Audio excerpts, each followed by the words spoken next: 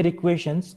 That means the equations will be having linear form and the equations will be more than one. That's why it is called system of linear equation. Whenever you have more than one equations available with you, right, we call it system of equation. And here particularly the equations are of the type linear. That's why it is system of linear equation. Now, to solve system of linear equation, there are two types of numerical methods available.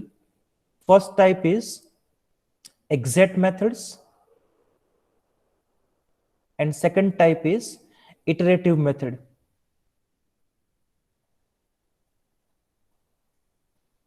Now in exact method, we have two methods available here. First one is Gauss elimination and second is Gauss-Jordan.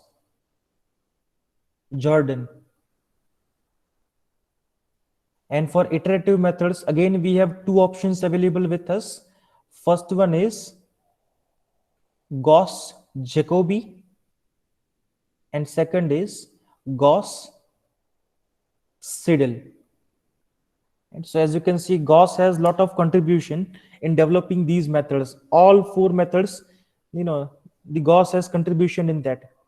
So there are two types, exact and iterative. So if possible in today's session, we'll discuss these two methods first, Gauss elimination and Gauss-Jordan. I think you already have studied these methods, so you have some basic idea. So maybe because of that, the session will try to make it more quick. Still, if you don't understand anything, you can ask anytime. But these two methods are new to you, Gauss-Jacobi and Gauss-Seidel. And also you haven't studied any of the iterative method, right, till now. Not in first semester, not in second semester, not in third semester. So that's why we'll try to understand these two methods in detail, how the methods are working. I will also show you the C programs for these methods, Gauss-Jacobi, Gauss-Seidel, and Gauss elimination, Gauss-Jordan, because these methods are numerical methods. And it's very easy to make computer programs for these methods, whether it is C program or in MATLAB or in Python, whether it can be any of the platform, but logic wise it is very easy to convert these methods into programs. So I'll show you those codes also. वो code भी मैं आप लोगों के साथ share करूंगा. हम लोग देखेंगे, right, what kind of output it is giving to us and how the codes are working. Even Excel is also a very powerful tool. You can also do some programming in Microsoft Excel also. These methods, we can also make programs for these methods in Microsoft Excel. I'll also show you one of the program for Gauss elimination in Microsoft Excel. Right? So there are various options which you can use for programming. Why I want to show you C program and Excel program? Because if you understand the logic correctly, you can also make program with the help of Python. I think you people are more familiar with Python language. So if you understand the logic, you can convert the same program into Python language. So that would be a good learning exercise for all of you.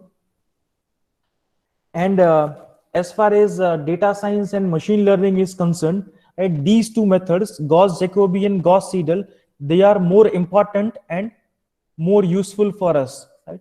Now you might be asking why they are more useful than Gauss elimination and Gauss-Jordan. Because the first two methods are exact methods. Exact method means these two methods will give you exact solution. That means x equal to some exact value, y equal to some exact value, z equal to some exact value. Right? And it's not possible that each and every system always have exact solution. जरूर नहीं है कि जो real life situation से जो problems generate होंगे, they always have exact solution. Sometimes when exact solutions are not available, we should go to approximate solution. Right? Sometimes approximate solution can also do the work for us. Right? So whenever exact method fails to give us solution, we should look for approximate solution. And approximate solution is applicable for any system, provided some conditions are there. Those conditions need to be satisfied, right? But it is applicable for any kind of linear system. That's why these two methods, they have more usefulness compared to other two, right? The exact methods. So we'll see both the methods, and we'll also see the difference. Now let me share the PPT for Gauss elimination and Gauss Jordan.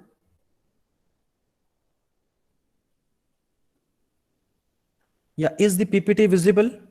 Can anyone confirm? Yes, sir. Yes, sir. Yes, sir. Okay, thank you for the Yes, response. sir, it is visible. So Gauss elimination and Gauss Jordan, you already have studied in first or second semester. So maybe I'll try to go a little bit quick because you know the concept in your first year. But still, अगर आप लोगों में से किसी को याद नहीं है, कोई भूल गया है, तो हम लोग फिर से एक बार देख लेंगे. And if you have any doubts, we'll also solve it. Now, before I start my presentation and before I tell you about both the methods, I want to know from your side, what do you remember for these two methods? Anyone? Can anyone try? जिन लोगों ने भी ये दो methods पढ़े हैं in first and second semester, can anyone try how these methods were working? What you need to do in these two methods? Anyone can try? Sir, first we convert the matrix into row echelon form. Correct. In augmented matrix Yes. by putting You will have a beside. system of linear equation. First, we'll convert it to matrix form. Using that matrix form, we'll get the augmented matrix, and then we'll convert that augmented matrix into row echelon form. If you are converting your matrix into row echelon form, then that method is Gauss elimination. But instead of row echelon form, if you are using reduced row echelon form, then that method is Gauss Jordan. So if you see the difference in Gauss elimination, Gauss Jordan, the difference is very minor. In Gauss elimination, we are using row echelon form, and in Gauss Jordan, we are using reduced row echelon form. But from the process point of view, the process is almost similar. Right? So to understand these two methods, first we need to understand what is row echelon form, what is reduced row echelon form, how we can convert any matrix into row echelon form or reduced row echelon form. That process we need to understand. Then after we can start Gauss elimination and Gauss Jordan method. Right? So let's try to understand these things. So to convert any matrix into row echelon form or reduced row echelon form, there are some operations which we can use, and these operations are called elementary transformations. Right? They are called elementary transformation. And there are three elementary transformations which we can use. You need to use only these three operations. इसके अलावा और कोई नहीं. Right? Which three elementary transformations are there?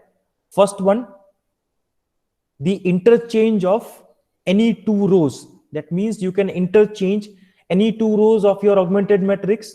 This is first valid elementary transformation. When I'm saying valid, that means you have to use these three operations only. इसके अलावा और कोई transformation valid नहीं होगा. Right? If you use other operations, इस तीन के अलावा, right, your augmented matrix will not be in row echelon form, right? और row echelon form में होगा तो भी it won't give you correct solution. So the very first operation is you can interchange any two rows, and this operation is denoted by this symbol Rij.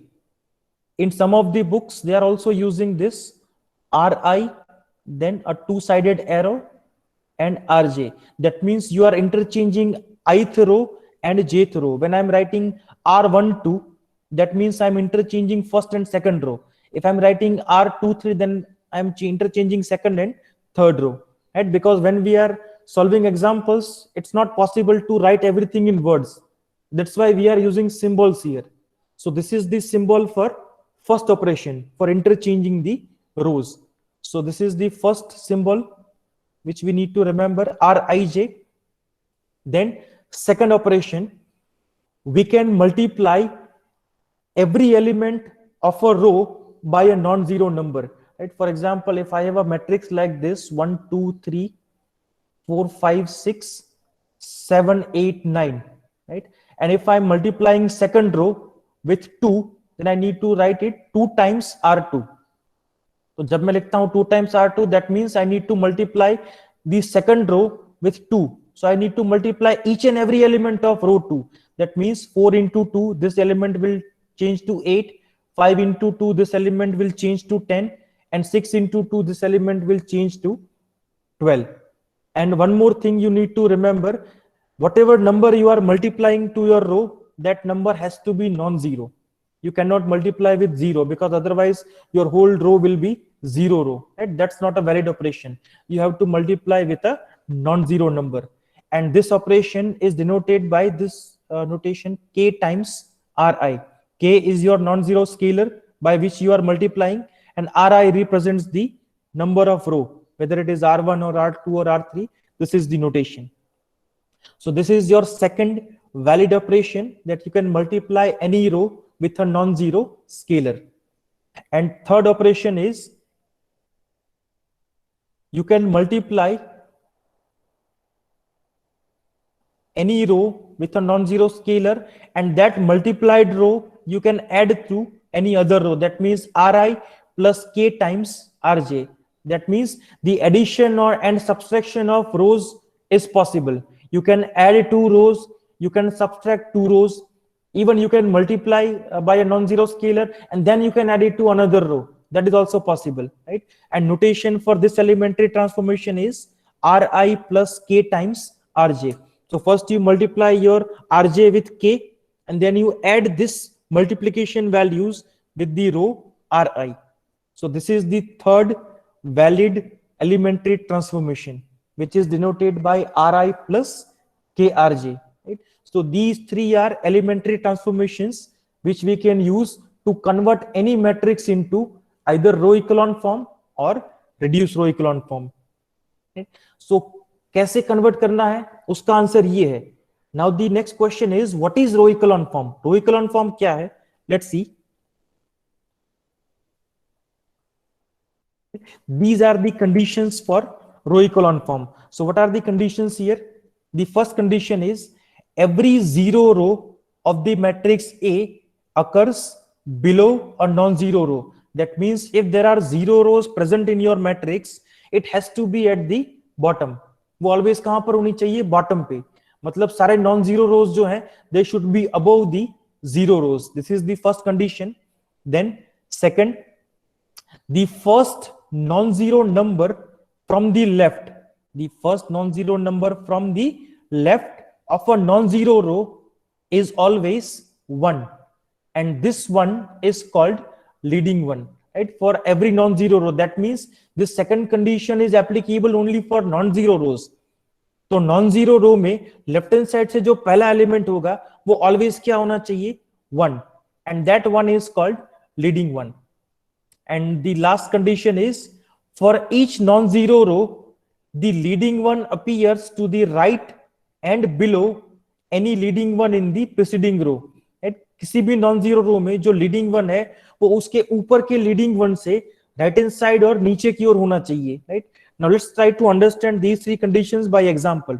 Now this is the first example, first matrix. It is having order 3/3. Now what is my first condition?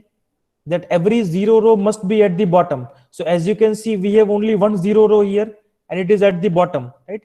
जितने भी non zero रो हैं वो सारे उसके ऊपर हैं. That means the first condition is satisfied here. Check. Now second condition, the first non-zero number from the left for every non-zero row has to be 1. अब यहां पर कितने non-zero row है? We have 2 non-zero rows here. Now what is the first non-zero element from the left? It is 1. Again first non-zero element from the left, so again it is 1 here, right? So for both the non-zero rows the first non-zero entry from the left is 1 here. That means leading one is present in both the rows. That means second condition is also satisfied. And now third condition, for each non-zero row the leading one should be right hand side and below of the preceding leading one. For example ये मेरा जो leading one है यहाँ पर in second row, this leading one should be right hand side and below of the preceding leading one. मतलब कि उसके ऊपर का जो leading one है उसके right hand side और नीचे की ओर होना चाहिए. So as you can see this condition is satisfied here. Now for this leading one there is no need to check condition 3 क्योंकि इसके ऊपर कोई रो है ही नहीं. अगर इसके ऊपर भी कोई रो होता तो हम लोग उसके लिए चेक करते. But since we don't have any row above this, so no need to check condition 3 for this element, right? And for this leading one, condition 3 is satisfied. That means your first matrix is having row echelon form. This matrix is in row echelon form. Now similarly in the second matrix, now as you can see in the second matrix, what is the first condition? That every zero row should be at the bottom. But luckily in this matrix there is no zero row, right? अगर कोई भी zero row present ही नहीं होता matrix में, then first condition is by default satisfied. If there is no zero row present in the matrix, then first condition is by default satisfied. So no need to check first condition. Let's come to second condition now. What is second condition? That the first non-zero element from the left has to be 1. So as you can see in the first row it is 1, in second row it is 1, and in third row it is again 1. So second condition is satisfied here. Now the third condition, each leading one should appear to the right and below of the preceding leading one. वो अपने ऊपर के leading one से right hand side और नीचे की ओर होना चाहिए. So as you can see for this leading one it is satisfied, it is right hand side and below. Again for this leading one it is satisfied, right hand side and below. And for this leading one we don't need to check because there is no row here above this row. That means third condition is also satisfied here. So this second matrix is again having row echelon form, and similarly the third one. Again there is no non-zero row, no zero rows. So first condition is by default satisfied. Second condition is also satisfied. We have leading ones here, and the leading one appears to the right hand side and below. So third condition is also satisfied. So all these three matrices, they are having row echelon form, right? So this is having row echelon form. So if these three conditions are satisfied, then the matrix is said to be in row echelon form. So now next question is, what is reduced row echelon form? In reduced row echelon form, the first three conditions are same of row echelon form. ये तीनों condition तो रहेंगे ही, but there will be additional fourth condition when we have reduced row echelon form. So for reduced row echelon form, these three condition has to satisfy first, and then we need to check one more condition, that is fourth condition. So what is that fourth condition here? A matrix A is said to be in reduced row echelon form if each column that contains leading one in row echelon form has zeros everywhere else in that column. That means जिस column में भी आपका leading one है, उस column में leading one के अलावा बाकी सारे एलिमेंट जीरो होने चाहिए, right? The column which contains leading one should have all the other elements zero except leading one. For example, let's consider this matrix. As you can see, first condition is satisfied here because there are no zero rows. Second condition is also satisfied. We have leading one present. Third condition is also satisfied, the right hand side and below. Right? So first three conditions are satisfied. That means this is in row echelon form. Now let's check the fourth condition. What is the fourth condition? All the column that contains leading one should have zeros everywhere else in that column. Now how many columns with leading one we have? This is the first column which has leading one. This is the second column which has leading one, and this is the third column which has leading one.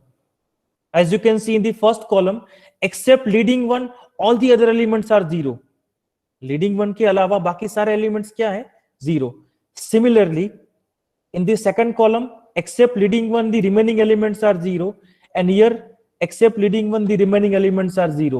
That means the fourth condition is satisfied here. That means this matrix is in reduced row echelon form.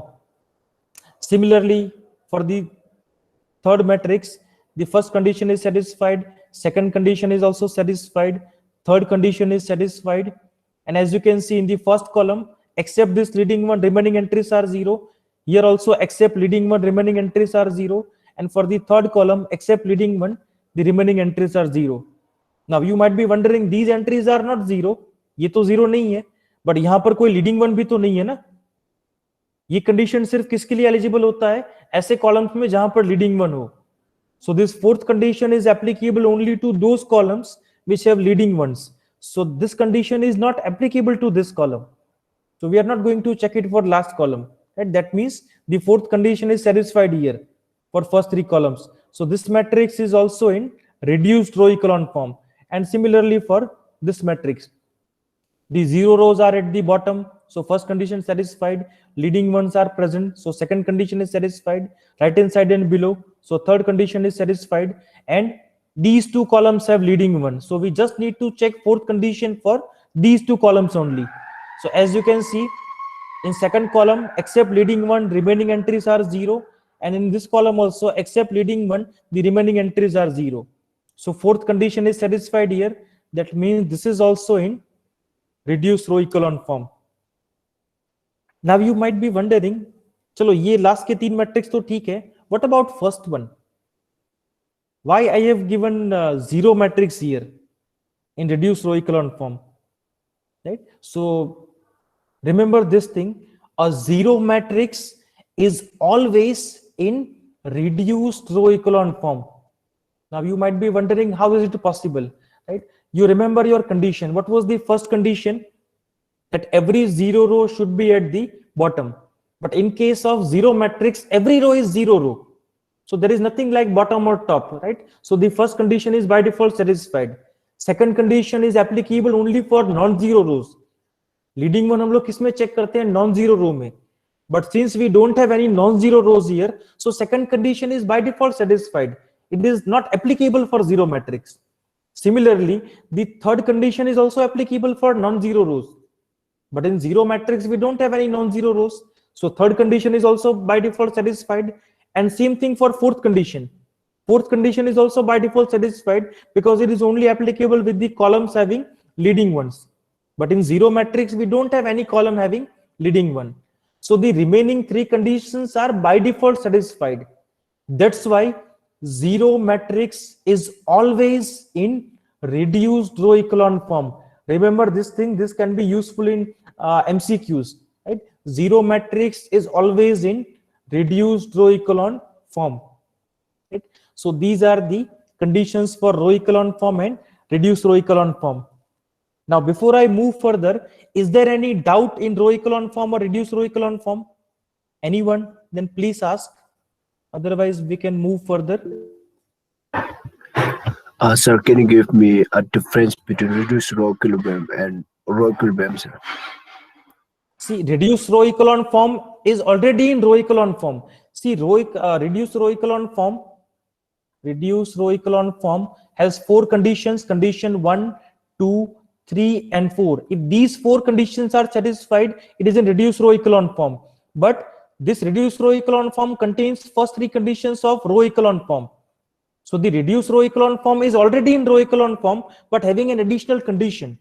If that additional condition is satisfied, then we call it reduced row echelon form. If this fourth condition is not satisfied, then we only call it row echelon form. Right? So row echelon form is actually subset of reduced row echelon form. It is like this. Is your doubt clear in this? Is a row equilibrium form is always a reduced row equilibrium form, sir? No, it's not necessary. Every reduced row echelon form is in row echelon form, but every row echelon form may or may not be in reduced row echelon form.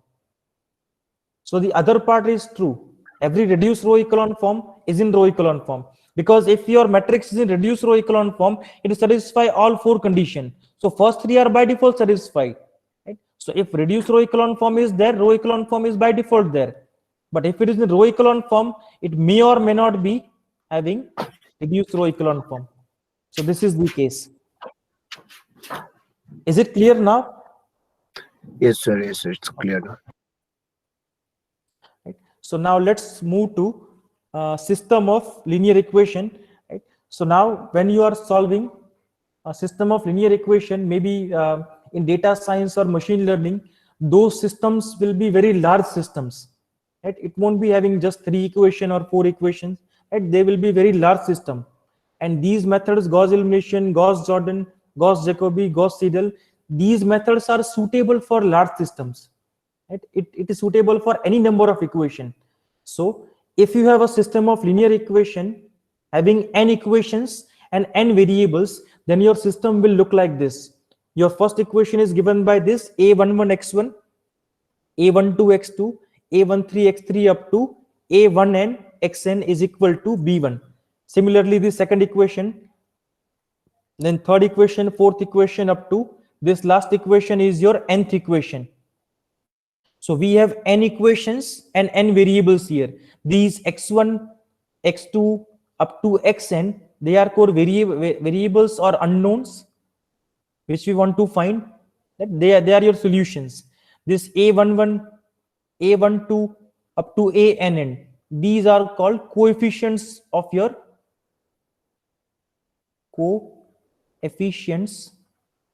system. And this b1, b2 up to bn, they are called constants, your right hand side constants, right? So there are three entities here in any system of linear equation. You have unknowns, you have coefficients, and you have constants, right? So this kind of system of linear equation you can have, which you need to solve.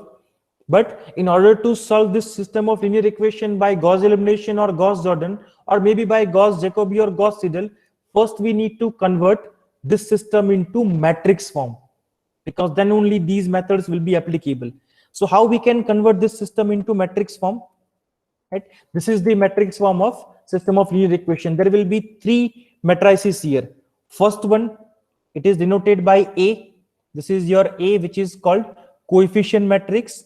Then we have X, which is called matrix, or since it is only a column matrix, we can also call it vector. So it is called vector of unknown. And then in right hand side we have B. It is called constant vector. And here we have matrix multiplication. Right? It is not mentioned here, but these two matrices is in multiplication. AX is equal to B. So if you simplify this system, you will get your equations again. Right? For example, let me explain. If I want to multiply matrix A with matrix X, then how can I do my matrix multiplication? I need to do it element wise. A11 into X1, so it will be A11 X1, then plus second element with second, so A12 X2 plus A13 X3 plus up to last element will be A1n Xn. Right? Similarly, if you multiply second row with capital X, then you will get your second equation. If you multiply third row with X, then you will get your third equation. Right? So again, it's possible to convert system into matrix form and matrix into system form. Both are possible. तो matrix form में से system में भी जा सकते हैं और system में से हम लोग उसको मैट्रिक्स फॉर्म में भी कन्वर्ट कर सकते हैं. So try to remember this general form. This is the matrix form for system of linear equation. So once we convert any system into matrix form, these three matrices will be available with us: capital A, capital X, and capital B. Now with the help of this, we need to solve with the help of Gauss elimination or Gauss-Jordan. But before that, let's discuss the types of solution. If you solve any system of linear equation with the help of Gauss elimination or Gauss-Jordan, then there are three cases possible. Three types of solution you can get. First type is unique solution. Unique solution means you will get only single value for each variable. If you are having three variables in your system, let's say X, Y, and Z, then you will get single value for X, single value for Y, and single value for Z. This kind of solution is called unique solution. Right? Then second is infinite solution. Infinite solution means in that case you will have one of the variable as free variable, and that free variable can choose any value, and because it can choose any value, there will be infinite possibilities for your solution. That's why your solutions will be infinite. That's the second case. And third one is no solution. That means your system has no solution possible at all. Right? So these three cases are possible for any system of linear equation. Either it has unique solution or infinite solution or no solution. Now how these three cases will be possible, that we'll see at the time of example. ये example में आप लोगों को explain करूंगा कैसे ये तीन type मिलेंगे solution के. But if you have studied this thing in second semester, you might be knowing about these three cases.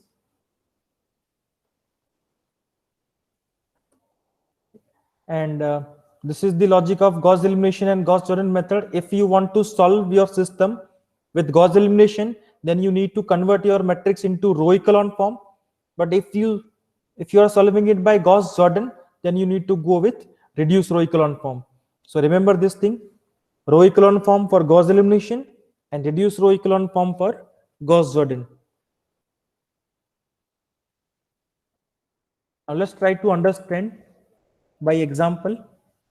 So this is the first example. Solve the following system of linear equation by Gauss elimination method. Okay, this is already solved example. Okay, before going to example one, let's take example of our own. हम लोग एक example try करते हैं पहले. Then we'll go to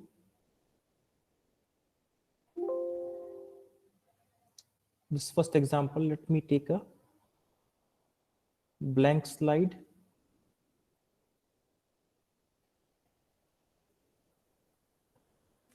Yes, let's try to implement Gauss elimination. Now let's try to create our own system. Let's try to create a system having 3 equations and 3 unknowns, x, y, and z. Now in this case, what we will do, the coefficients you are going to provide and the right hand side constants, I'll write. So with the combined coordination, let's try to create a system. So in chat box, I need some numbers from you, the coefficients, and please try to keep your numbers between -3 to +3 or -5 to +5. The reason is because we need to perform row operations on that. If the numbers are large, the calculation will be more complex because we are doing it manually, not by computer. So just try to give me numbers between -5 to 5 or -3 to 3. Right? So give me my first number. Okay, here the first number is given by Girish, 1. So 1 into x, that means it is x, plus the second number is given by Raj, it is 2. You can also use negative numbers, no need to give positive only. So plus 2y. Third number is given by Bharti, it is 4. So it is 4z. Right? And now right hand side constant, that is my department, I'll give it. So let me keep here -3. Now second equation. So what is the next constant? Okay, Raj has given 0. So 0x. Then next given by Aditya -2. So it is -2y. Then we have 5z. Smriti has given 5. So 5z. Let me give here -5. Then for the third equation, Tushar has given -3, so it is -3x. Then the next number is given by Raj, so it is -2y. And third number is given by Vibhusha, -1, so it is -z. So let me take here -2. Right? So this is the system created by us randomly, right? 9 numbers are given by you and 3 numbers are considered by me, the right hand side constants. Now if we will solve this system with the help of Gauss elimination, your answer will be this. I'm giving you answer in advance. Your x will be 1, y will be 0, and z will be -1. Now let's try to verify whether my prediction is correct or not. Let's try to do it. First, what we need to do, we need to write augmented matrix. So how I can write my augmented matrix? In augmented matrix, you need to write your coefficient matrix first and your right hand side constants, and they are separated by a vertical line. So what are my coefficients in the first equation? It is 1, 2, and 4, because I have 1 here in multiplication with x, then 2 with y, and 4 with z. So my first row is 1, 2, 4. My second row is 0, -2, +5. My third row is -3, -2, -1, and my right hand side constants are -3, -5, and -2. Now I need to convert this matrix into row echelon form because we are doing it by Gauss elimination. So in row echelon form, what is our first step? First, we need to convert this element into 1. But luckily, this element is already 1. Right? Because Girish ne humko ye value 1 diya tha, so luckily it is already 1. If it wasn't 1, then we need to divide that row by the number which is here in the first place. मान लो अगर ये आपका 2 to 4 होता, तो हम लोग क्या करते हैं, will try to divide first row with 2, so it will turn out to be 1 1 2, तो हमको यहाँ पर 1 मिल जाता, right. So by dividing we can get 1 there, but since we already have 1 here, so no need to take any operation for this number. Now with the help of this one, we'll try to convert these two elements into 0, right. So whenever you are applying Gauss elimination method, try to remember this logic. You should have 1 here, then 2 elements should be 0 here, then here there can be any non-zero element, then 1, then 0, there can be any non-zero element, and here should be 1. So whenever it is Gauss elimination method, try to get this kind of form. You should have an upper triangular matrix, right? These 3 zeros should be there below the lower diagonal. And if you are doing it by Gauss-Jordan method, then try to do it like this: 1 0 0 0 1 0 0 0 1. Try to convert into identity matrix, because this matrix is having reduced row echelon form. So if it is Gauss elimination, try to get this form. If it is Gauss-Jordan, then try to get this form, right? So if I want to get this form here, I need these two elements to be 0. But luckily, second element is already 0, because Raj gave us this element. It is already 0. That means I don't need to perform any operation for second row. I need to perform operation only for the third row. Now, how I can convert -3 into 0? I can do here is R3 plus 3 times R1, because in R1 I have 1 here. So if I multiply first row with 3, this element will give me 3, and -3 plus 3 will be 0. So R3 plus 3R1 will do the work for us. So let's see what we have. So first row will be as it is, 1 2 4 -3. Second row will be as it is again, 0 -2 5 -5. And now R3 plus 3R1. So what is my first row R1? My R1 is 1 2 4 and -3. If I multiply it with 3, what is my 3 times R1? It is 3 6 12 and -9. Now I need to add these values into R3. What is my R3? R3 is -3, -2, -1 and -2. So -3 plus 3 will be 0. Then 6 minus 2 will be 4. 12 minus 1, 12 minus 1 will be 11. And -9 minus 2, -9 minus 2 will be -11. Right? So this is the first step. After first step, we got 1 0 0. It's not always that you should do calculation in this way. You can do it directly also. But since we are doing it for first time, so I gave you like that. Now what is our next step? In next step, we need leading one here in the second row. But here we have -2. So how I can convert -2 into +1? I need to divide my second row with -2. So let me divide the second row with -2. So what I will get here, if I divide by -2, my first row will be as it is. Then in second row, I'm dividing by -2. So -2 upon -2 will be +1. This will be -5/2. And this will be +5/2. Then 0, 4, 11 and -11. Now I got my second leading one here. Now with the help of this second leading one, I need to convert this element into 0, +4. Now can anyone tell me how I can convert this thing into 0? You already have studied this method, right? So tell me which operation or which elementary transformation I should try to get this element into 0. 4 को मैं 0 में कैसे convert करूं? कोई बताएगा मुझे? Anyone? You can reply me in the chat box also. Okay, Nidhi is saying R3 minus 4 R2. That's correct answer, Nidhi. We need to take R3 minus 4 times R2. Now you should not use your first row, because if you use your first row, these two zeros will change. So we have to use second row now. And we already have leading one here. So I need to multiply this leading one with 4. And then I need to subtract from the third row. So it is 1, 2, 4, -3.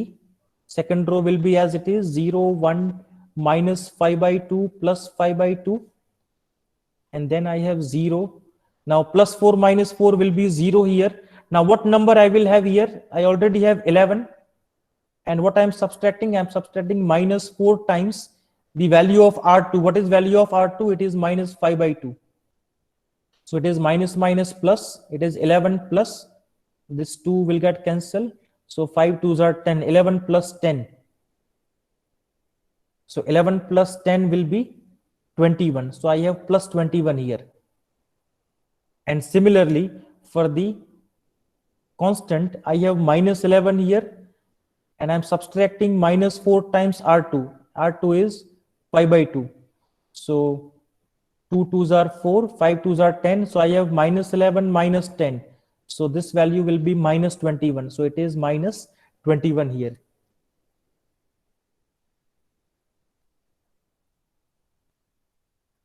Right, so I got my third row, but again in third row, I have plus 21. But as per the Gauss elimination method, I should have a leading one here. So how I can get leading one here? By dividing third row with 21. So if I divide third row with 21, see, no need to note down this example. This is just for the understanding because we are doing it for the first time. I'll give you some more example in PPT. So what is my next operation? I need to divide third row with 21. So my matrix will be 1, 2, 4, minus 3, then 0, 1, minus 5 by 2, plus 5 by 2, then 0, 0, plus 1, and minus 1. Right, so this is my row echelon form. As you can see, all three conditions of row echelon form are satisfied here. That means now my matrix is in row echelon form. So now further no steps are needed. Right? Row echelon form is there. Now after getting row echelon form, what we need to do? First we converted system into matrix form so that we can perform row operations and get row echelon form. Now after getting row echelon form, now again we need to convert it into equation form. So what will be my first equation from the first row? My first equation will be 1 into x plus 2 into y plus 4 into z is equal to minus 3, right? This will be my first equation. What is my second equation? 0 into x, so no need to write that, plus 1 into y minus 5 by 2 z is equal to 5 by 2. And what will be my third equation? 0 into x plus 0 into y plus 1 into z is equal to minus 1. Now after this you need to perform back substitution. Now what is back substitution? If you observe your system, you can see that in your third equation you are directly getting the value of z. Third equation आप ध्यान से देखो, आपको z का value क्या मिल रहा है? z equal to -1. So that z equal to -1 value you need to carry forward in your second equation. So you can get the third value directly from the third one. Now carry forward it to second equation. Then you will get the value of y. Then you carry forward value of y and z both into first equation. So you will get the value of x. So this process is called back substitution. First you are getting the last value, then the second last, and then the first value. So we are going from bottom to top. That's why it is called back substitution. So I need to take z equal to -1 in the second equation. Let's see what we get. Y minus 5 by 2. My z value is -1. So is equal to 5 by 2. So y equal to, this is minus plus 5 by 2. And if we transfer it to other side, it will be minus 5 by 2. So 5 by 2 minus 5 by 2 will be 0. So y equal to 0 is there. And now I need to substitute y equal to 0 and z equal to -1 in the first equation. So my first equation is x plus 2 into y is 0 plus 4 into z is -1 is equal to -3. So I have x minus 4 equal to -3. If I take -4 on the other side, it will be plus. So I have x equal to 1 here. Right? So I got unique solution here. And what is my solution? It is x equal to 1, y equal to 0, and z equal to -1, as we have predicted. Right? The answer which I gave you in advance, the same answer we are getting here. Right? So this example I took just for explaining the operations, how we are going to take it.